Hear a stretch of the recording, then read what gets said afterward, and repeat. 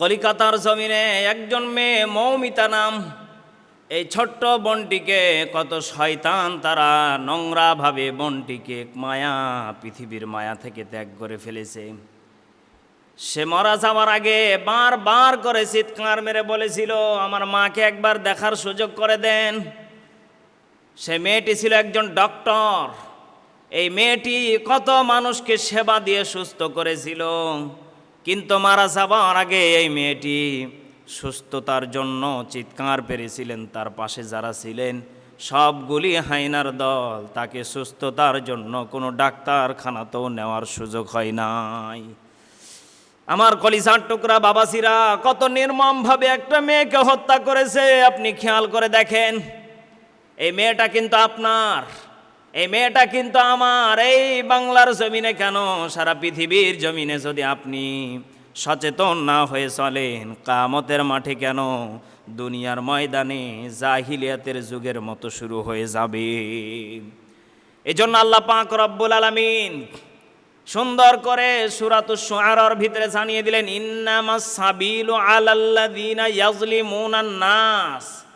আল্লাহ পাক বলেন, যারা মানুষের প্রতি অন্যায়ভাবে জুলুম করলো, ক্ষমতার কারণে আমি আল্লাহ তাদেরকে কঠিন আযাবের ভিতরে গ্রেপ্তার করব। দুনিয়ার কোনো তারা সাধারণ আসামি নয়, তারা ডাইরেক্ট আমি আল্লাহর আসামি হয়ে যাবে।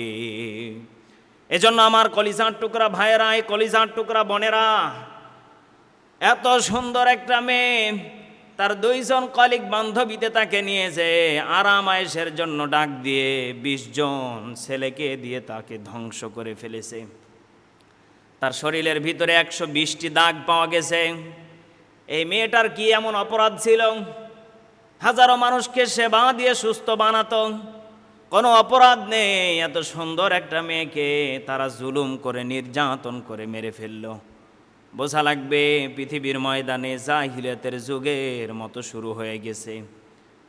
এজন্য আমার কলিজার টুকরা বাবাসিরা, আল্লাহ পাকের ভয় রাখা লাগবে, আর নিজের মেয়েকে কন্ট্রোল করা লাগবে। আপনার মেয়ে যদি খোলামালা যদি চলাফেরা করে, ওই খোলামালার ওপরে মশা মাছি পড়বে। রাস্তাঘাটে যদি আপনার মেয়ে যদি উল্টা পাল্টাভাবে চলাফেরা করে, আপনার মেয়ের ওপরে যত প্রকার পোকা আছে, নষ্ট পোকা, সবগুলি আপনার মেয়েকে আসর করে ফেলবে। এজন্য সচেতন হওয়া লাগবে, নিজের মেয়েকে কন্ট্রোল করা লাগবে, পর্দা করা লাগবে, কোরআনের আলোকিত বানান লাগবে। আল্লাহ পাক বলেন, যদি কোরআনের কাছে কেউ চলে যায়, আমি আল্লাহ জানিয়ে দিলাম, ইখরিজুহুম মিনাজ-যুলুমাতি ইলান নূর। যদি কোনো বান্দা কোরআনের কাছে চলে যায়, কোরআন দিয়ে যদি নিজের জীবনকে সাজাতে চাই, ইলান নূর, আমি আল্লাহ তাকে আলোকিত বানিয়ে ফেলব। এ কথা কি আমার দাদা আর আমার বাবার? এ কথা আমার দাদা বাবার না, ডাইরেক্ট আমার আল্লাহর কোরআনের কথা। আল্লাহ পাক নিজেই বলেছেন। যে কথা আল্লাহ নিজেই বলেছেন, এটা কোনোদিন সন্দেহমূলক হতে পারে না। তাহলে বোঝা গেল কলিজার টুকরা বোনেরা, কোরআন দিয়ে জীবন চালান, অবশ্যই আপনার কোরআনের কারণে আপনাকে আলোকিত করে দিবেন আমার আল্লাহ।